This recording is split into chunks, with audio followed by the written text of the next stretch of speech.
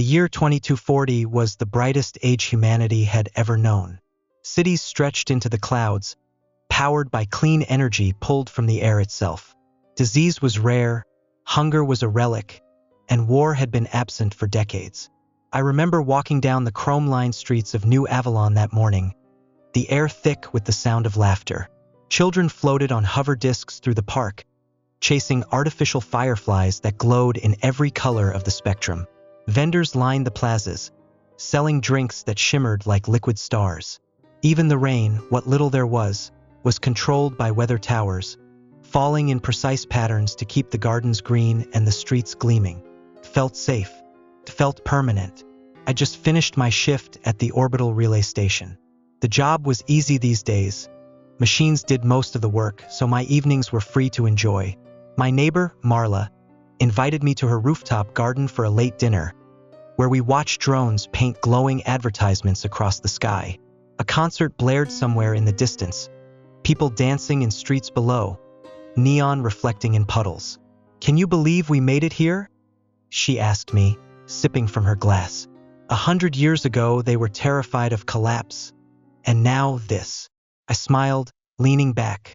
Feels like nothing could touch us anymore. And then, mid-sentence, the skies darkened. The music stopped. The holograms flickered. And every device, every screen, every tower lit up in unison. A shrill alarm split the air. "Emergency alert. Lock your doors safely."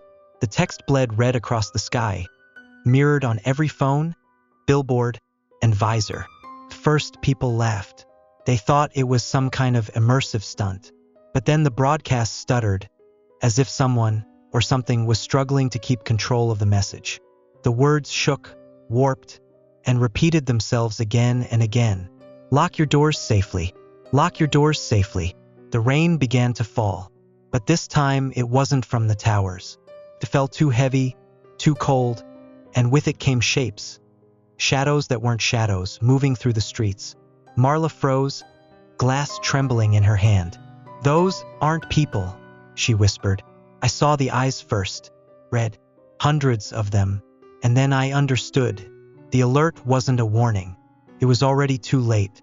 The first emergency alert hadn't faded from the sky before another one struck. This time, the words screamed louder, echoing across every rooftop, every wall, vibrating inside my skull. "Emergency alert. Be home before 12 midnight. You will not be safe outside."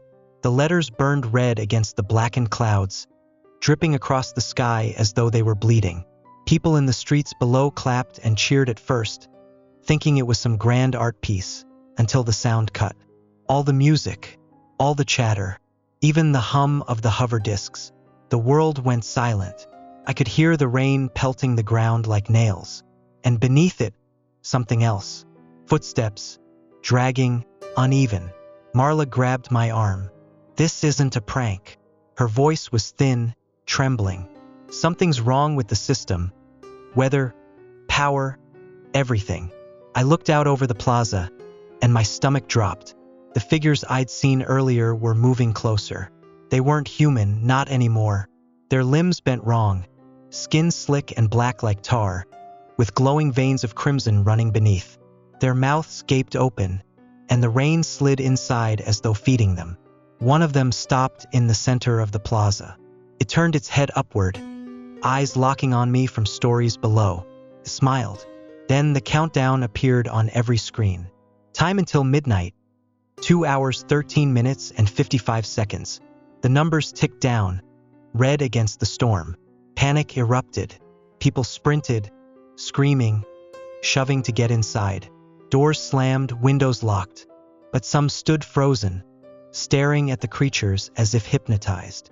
Marla yanked me toward the stairwell. "We need to go. Now." I glanced back one last time as the rain thickened, blurring the world into streaks of shadow.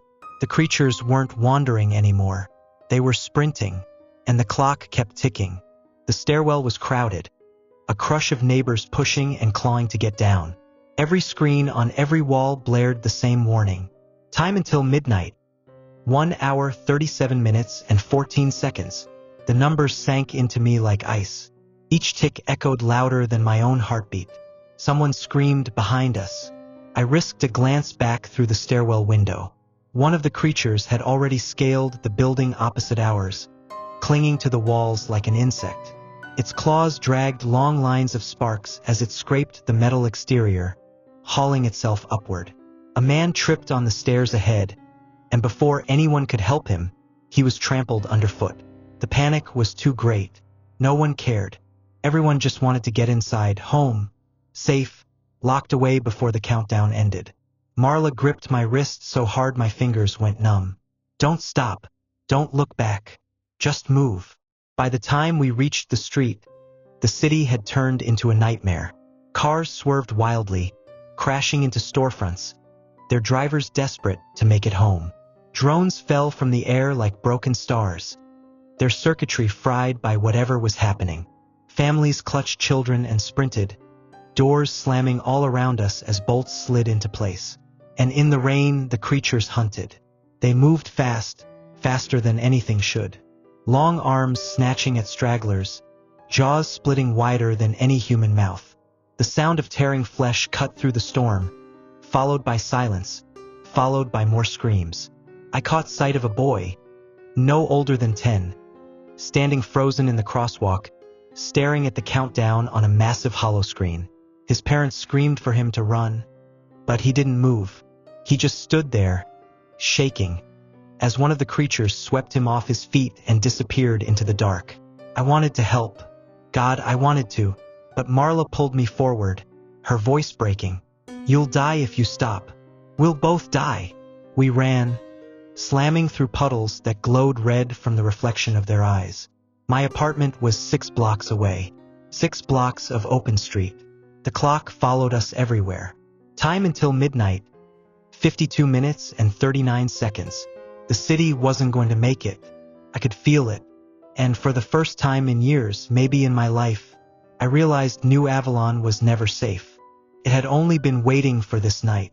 We made it through the front doors of my building with seconds to spare. The lobby was jammed with people. Neighbors, strangers, anyone who had managed to get inside before the clock ran out. Doors were barricaded with chairs, tables, even vending machines. The final seconds flashed across every screen in the room. 10 seconds, 9 seconds, 8 seconds. Everyone counted down together, their voices shaking. A desperate prayer that if we just obeyed the alert, we'd be safe. When the numbers hit 0, the world didn't go quiet. It went worse. The emergency broadcast shifted. The voice no longer a synthetic siren, but something deeper, layered, almost human and almost not. It is midnight. Do not look outside. Do not answer the knocking. A low, wet thudding came almost instantly at the doors. Not fists, not claws. Something heavier, duller, like someone ramming their head against the metal. The crowd in the lobby froze. A woman whimpered and clutched her child. Someone shouted for silence. But the knocking grew louder, more insistent, and then it spread, pounding at the windows, the walls, the very foundation of the building. I couldn't stop myself. I moved toward the glass, just an inch, just enough to peek through the gap in the curtains. Something stared back. A face, or maybe what used to be one. It looked like me. Same hair, same jawline, same eyes, but wrong. The skin was stretched too tight, the smile too wide, the teeth too sharp, and its eyes burned crimson in the dark. It raised one hand and tapped the glass, slow and deliberate. Tap, tap, tap. My chest locked. I stumbled back. The screen flared again. Do not let them in. They are not who they seem. And just like that, the knocking spread to the stairwell door. The sound of voices came with it this time. Familiar ones. My neighbors. My friends. Let us in, they cried. We're still out here. Please, don't leave us to die. Marla grabbed my sleeve, eyes wide. It's them. It has to be them. But what if it isn't? The pounding grew louder, the voices more desperate. Some in the crowd began to argue, ready to unbar the door. And me? I just stared at the countdown that appeared again, glowing red on every wall. Next phase begins, 1 hour. We hadn't survived midnight. We'd only survived the first hour. The lobby became a war zone of whispers and shouts. Half the people wanted to unbar the doors, convinced the voices outside were real, terrified neighbors. The other half clung to the alert, trembling but refusing to budge. The pounding shook the walls. The voices grew more frantic. Please, they're tearing people apart out here. My wife, my children, they're out here. We're still human. Let us in. A man named Heller, the kind of loudmouth everyone knew, stormed toward the barricade. His face was pale with fear but twisted with anger. You people are insane if you think I'm leaving them out there. That's murder. Pure murder. He shoved aside a chair, then another. No! Marla shouted, grabbing his arm. You heard the alert. They're not who they seem. But others joined him, desperation outweighing reason. The barricade came apart piece by piece as the voices outside wailed and begged. I stood frozen, heart pounding. The memory of that face at the window burned in my skull. It had looked like me, too much like me. Heller dragged the last chair away. His hands fumbled at the lock. We can't just let them die, he roared. The door swung open. What came through wasn't neighbors. It was them. The creatures surged in, skin glistening black in the dim light, mouths splitting open with impossible grins. Their voices shifted mid-scream, one moment begging, the next a gurgling laughter that curdled the blood. The lobby erupted into chaos. People ran, slipped, screamed. Blood sprayed across the marble as claws carved into flesh. The sound of tearing meat filled the air. Marla pulled me toward the stairwell, eyes wide with horror. Upstairs. Now! I stumbled after her, every step slick with someone else's blood. Behind us, Heller's scream was cut short, replaced by wet, cracking noises. We slammed through the stairwell door just as another alert flickered onto the wall screen above us. They will pretend to be your loved ones. Trust no one. Marla looked at me, her face pale, trembling. How do we even know we can trust each other anymore? The pounding started again, this time from inside the building. And the clock kept ticking. Next phase begins. 42 minutes and 18 seconds. We raced up the stairwell, breath ragged. The screams from the lobby echoing below. Marla's hand was slick with blood. I didn't know if it was hers or someone else's, but she refused to let go. By the time we reached the 12th floor, we weren't alone. A handful of survivors had made it this far, their faces pale, their eyes darting. A man in a torn uniform jammed a pipe through the stairwell door, sealing it shut. For a moment, the only sound was our gasps, the rain pounding against the windows. Then a woman whispered, "Where's Heller?" Nobody answered. Nobody wanted to. The silence cracked when a voice echoed from the stairwell below. A familiar voice. "Heller? It's me. Open up." We froze. My stomach lurched. It was his voice. The same man I just watched dragged screaming into the lobby. Another voice followed, higher, broken. "Please, it's my son, he's hurt. Let us in." The survivors pressed tighter against the walls. Some covered their ears, others sobbed quietly. The pounding began again on the door, rhythmic, inhuman. Marla leaned close, whispering, "They're imitating them. You saw what the alert said. Don't listen." But the others weren't so sure. A young man stood up, trembling. "What if they're real? What if we're leaving people out there? We can't just..." Before he could finish, another survivor, a woman with wild eyes, snapped. She pulled a knife from her coat and pressed it to his throat. "Shut your mouth. You open that door, we all die." The young man froze, shaking. Nobody moved to stop her. The paranoia spread like fire. Every glance lingered too long. Every word carried suspicion. And then, I noticed it. One of the survivors, a boy no older than 20, was staring at us wide-eyed. He hadn't said a word since we got upstairs. Not one. His chest barely rose and fell. When the flicker of lightning lit the hall, I saw it. His eyes glowed faintly red, just for a second. I opened my mouth to shout, but he smiled. The screen on the wall blinked alive again, words scrawling across it in blood-red light. "One of them is already inside." The boy lunged. The boy's body contorted mid-lunge. his arms stretching too long, fingers splitting into claws that scraped sparks off the walls. His jaw cracked open, unhinging wider than any human mouth, spilling out a hiss that sounded like steam escaping a ruptured pipe. Screams tore through the hallway.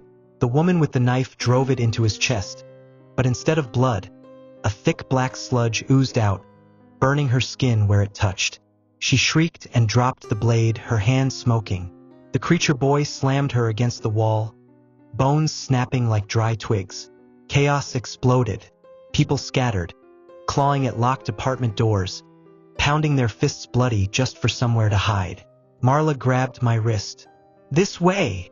she shouted, yanking me toward the emergency stairwell at the end of the hall. But more pounding came from behind that door too.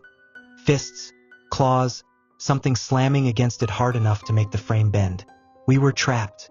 The wall screens blinked alive again, the crimson letters burning through the panic. "Do not scream. They hear screams." But it was too late. The survivors screamed and screamed, and the sound carried through the building like bait. From the floors below came an answering chorus. The claws, the laughter, the pounding on every door at once. The creature boy's head snapped toward me, red eyes blazing. I froze, every instinct screaming to run, but my legs refused. Marla shoved me, breaking the spell. "Move!" We sprinted down the hall, weaving between the carnage. Behind us, people were dragged into shadows, their cries cut off with wet, tearing sounds. Blood slicked the floor, black and red mixing into a foul river. We shoved our way into an abandoned apartment and slammed the door. Marla braced a chair against the handle, her chest heaving. For a moment, just a moment, it was quiet. Then the screens inside the room blinked on. The message this time wasn't for everyone. It was for me. "You are being watched. Do not trust her." I turned slowly toward Marla. She was staring at me with wide, terrified eyes, and she had just read the same message. The screen, glowing red across the room. "Next phase begins. 1 minute and 4 seconds. Marla and I stood frozen, the alert's last message echoing in our heads. "Do not trust her. Do not trust him." The pounding outside the apartment walls shook the floorboards. The walls seemed to breathe with it, bulging inward as if the building itself was alive. Screams rose from the floors below, shrill and desperate, but one by one they were silenced, until only the pounding remained. The final seconds bled away. 10 seconds, 9 seconds, 8 seconds. Marla's hands trembled around the chair braced against the door. My fingers clenched into fists. Every instinct told me something was about to break through. 3 seconds, 2 seconds, 1 second. The screen went black, and just like that, everything stopped. The pounding, the screams, the red eyes in the dark. Gone. The rain ceased mid-drop, leaving silence so heavy it pressed against my ears. I staggered to the window and peeled back the curtain. The streets were empty. No creatures, no bodies, no blood. Just the city as it had been, bright, clean, calm. The neon signs buzzed back to life, drones drifted through the sky again, and the plazas glowed like nothing had ever happened. Marla joined me, her voice a whisper. "It's normal, like it never happened." But the lobby, we'd seen it drenched in gore, people torn apart. I rushed downstairs, Marla on my heels. When we reached the lobby, my blood ran cold. It was spotless. No barricades, no blood, no bodies, just polished marble gleaming beneath soft lights, as though the massacre had been erased. The building doors slid open with a hiss, and sunlight spilled inside. It wasn't even midnight anymore, it was morning. On every wall screen, the alert flickered one last time. "The game has ended. You survived this round." Then the message dissolved, leaving behind only the city's normal newsfeed. Marla grabbed my arm, her voice shaking. "What does it mean, this round?" Somewhere outside, a faint sound carried on the wind. The ticking of a clock. City sang with life again. Neon shimmered across wet pavement.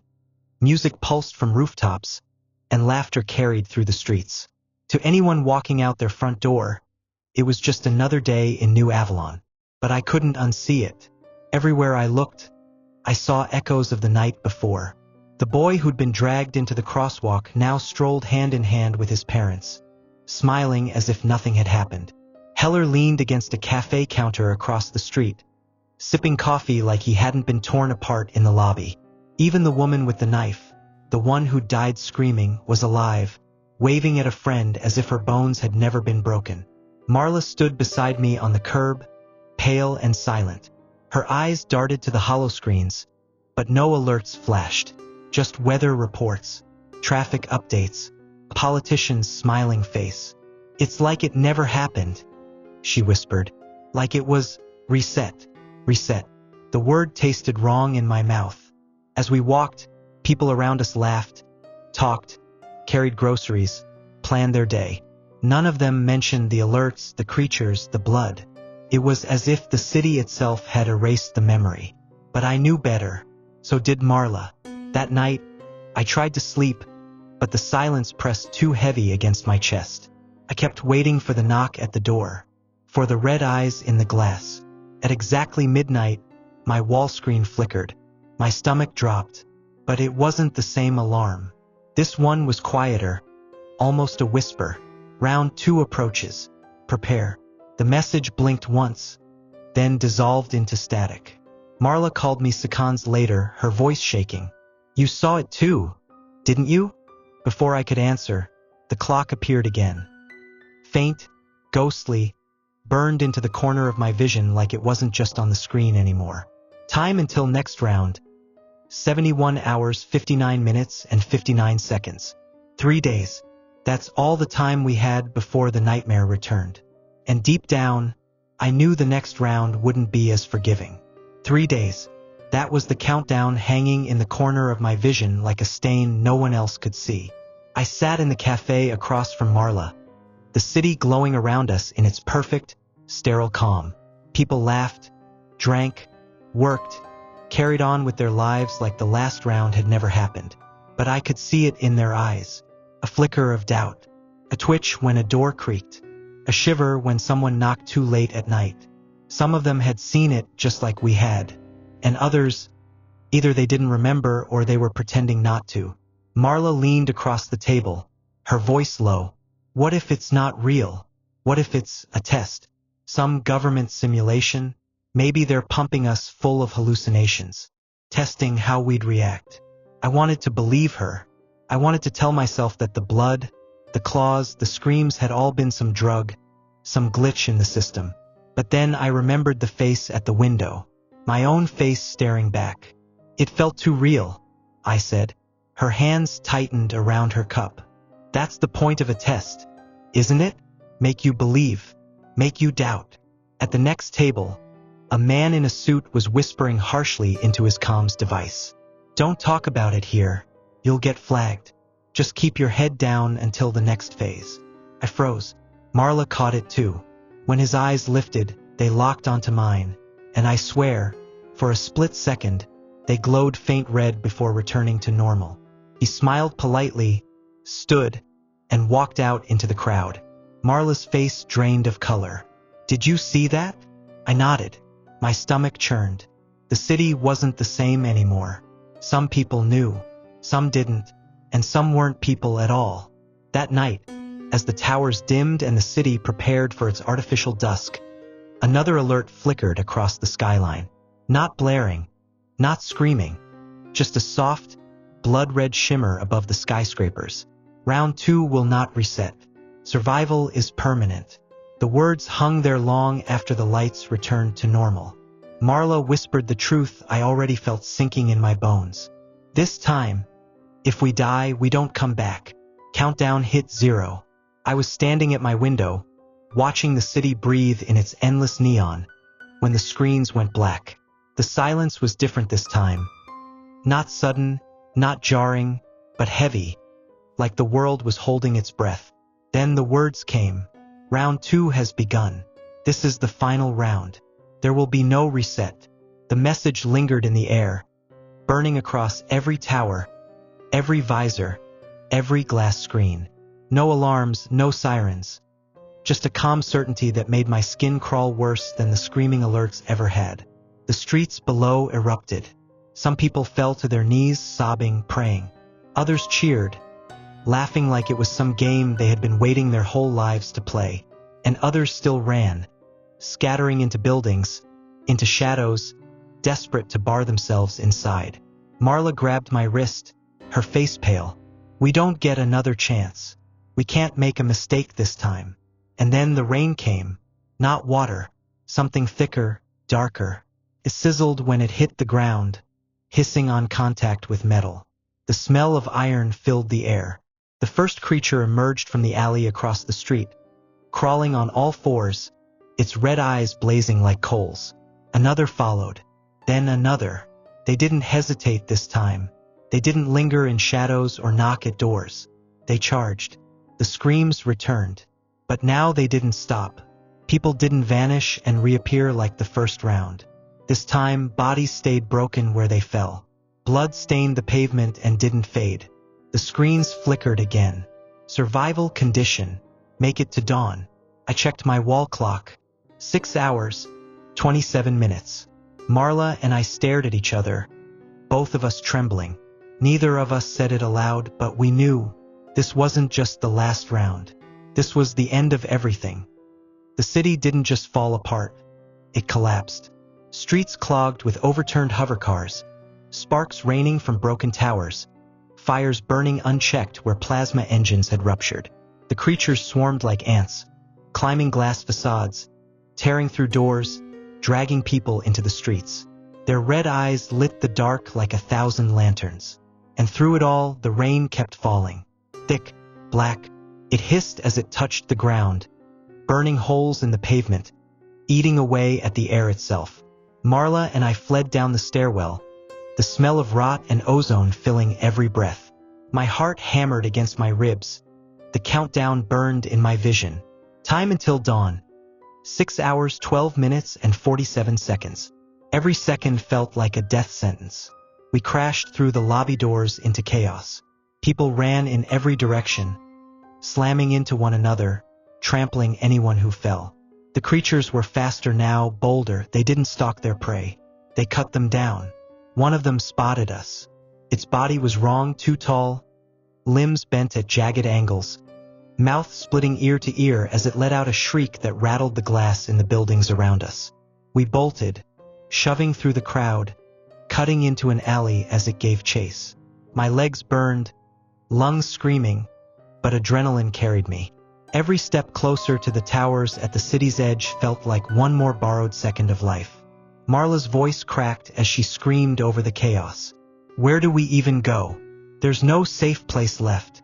The answer came from the wall screens flickering above us, all in unison, their words carved into red. Move to high ground. The flood is coming. Flood. My brain stuttered over the word. Then I saw it. Black liquid pouring down the streets, swallowing cars, bodies, everything in its path. The rain wasn't just falling anymore. It was rising. We scrambled up a fire escape as the first wave crashed through the avenue, carrying screams with it. The creature chasing us was caught in the torrent, dragged under, but its red eyes never blinked as it sank beneath the sludge. From the rooftop, I looked across the city and saw the truth. The whole of New Avalon was drowning. The final round wasn't about hiding. It wasn't about locking doors. It was about outlasting the end of the world. The timer ticked down. Time until dawn. 5 hours, 49 minutes, and 3 seconds. And the night was only just beginning. The flood didn't stop. By 3 a.m., the city was a black ocean, only rooftops and broken towers jutting above the surface. The creatures swam beneath, their glowing eyes streaking through the sludge like blood-red comets. Every so often, one lunged from the water, dragging a screaming survivor under. Marla and I clung to the rooftop rail, soaked and shaking, watching the clock bleed down. Time until dawn. 2 hours, 12 minutes, and 33 seconds. The water hissed at the edges of the roof, creeping higher, dissolving metal, stone, anything it touched. Soon there would be nowhere left to stand. Marla whispered, "We can't make it." But then silence. The creatures froze in the water, staring upward. The flood stopped rising. And for the first time in hours, the rain ceased. The city screens lit one final time. Round 2 complete. Time survived. 11 hours 58 minutes and 4 seconds. Reset initiated. The world shook. The black water drained in seconds, vanishing as though it had never existed. Fires blinked out. Towers reassembled themselves. Broken streets sealed their cracks. By 5:59 a.m., New Avalon stood as if untouched. Birds sang. The sun rose. Neon signs buzzed to life again. And the people, the ones who had been taken, they were back. Walking the sidewalks, buying breakfast, smiling like nothing had ever happened. Marla gripped my arm hard enough to hurt. It's like it didn't happen. But we knew better. The city screens blazed one last time in blinding red. Final round. 48 hours remain. Failure equals permanent. The crowd cheered, thinking it was some kind of new entertainment. They didn't understand. But I did. Round 1 was a warning. Round 2 was a test. The final round would be the end of everything.